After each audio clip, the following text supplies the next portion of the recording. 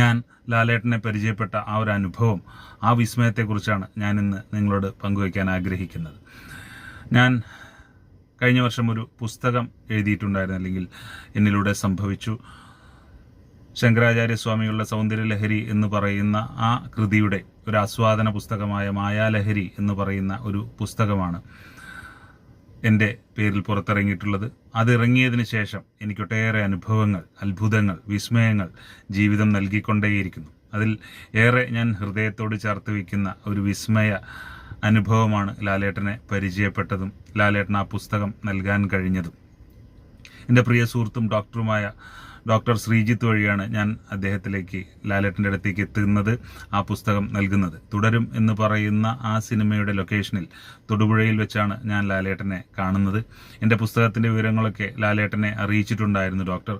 അങ്ങനെ ഒരു ദിവസം ഞങ്ങളോട് ചെല്ലാൻ പറയുകയും ഞങ്ങൾ ലാലേട്ടൻ്റെ ആ ഷൂട്ടിംഗ് നടക്കുന്ന സ്ഥലത്ത് എത്തുകയും ചെയ്തു. അവിടെ നിന്നാണ് എന്നെ സ്ക്രീനിൽ അത്ഭുതപ്പെടുത്തിയിട്ടുള്ള ലാലേട്ടനിൽ നിന്നും ഏറെ ഉയരത്തിൽ സ്വപെരുമാറ്റത്തിലൂടെ എന്നെ അത്ഭുതപ്പെടുത്തിയ ലാലേട്ടൻ എൻ്റെ ഹൃദയത്തിലേക്ക് കടന്നു വന്നത്.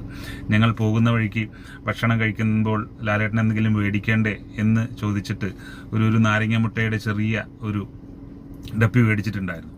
ഞങ്ങൾ പരിചയപ്പെട്ട് അദ്ദേഹം ഞങ്ങളോട് ആദ്യം ചോദിച്ചത് എന്നെ കാണാൻ വരുമ്പോൾ ഒന്നും കൊണ്ടുവന്നിട്ടില്ല എന്നാണ്. അപ്പോൾ ഞങ്ങൾ പറഞ്ഞു, ഞാനും ഡോക്ടറും പറഞ്ഞു കൊണ്ടുവന്നിട്ടുണ്ട് ലാലേട്ടാ എന്ന് പറഞ്ഞപ്പോൾ വല്ല നാരങ്ങ മിഠായിയാകും എന്നാണ് പറഞ്ഞത്.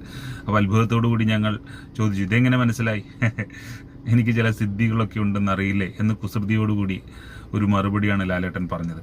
എന്നെ ഡോക്ടർ പരിചയപ്പെടുത്തി അദ്ദേഹത്തിൻ്റെ ആ രജപുത്ര ഫിലിംസിൻ്റെ ഇന്നോവയിലേക്ക് കയറി എനിക്കൊന്ന് അത്ഭുതപ്പെടാൻ പോലും സമയം നൽകാതെ എൻ്റെ 2 കൈകളും കൂട്ടിപ്പിടിച്ചുകൊണ്ട്, അങ്ങയെക്കുറിച്ച് ഡോക്ടർ പറഞ്ഞിട്ടുണ്ട്, പുസ്തകം നൽകൂ എന്ന് പറഞ്ഞ് ഞാൻ ആ പുസ്തകം, മായാലഹരി എന്ന് പറയുന്ന പുസ്തകം ലാലേട്ടന് നൽകിയപ്പോൾ അത് വളരെ ബഹുമാനത്തോടുകൂടി, സ്നേഹത്തോടുകൂടി, ആദരവോടുകൂടിയാണ് ആ പുസ്തകം ഏറ്റുവാങ്ങിയത്. സൗന്ദര്യലഹരിയിൽ ഒരു ശ്ലോകമുണ്ട്, 27ാമത്തെ ശ്ലോകം.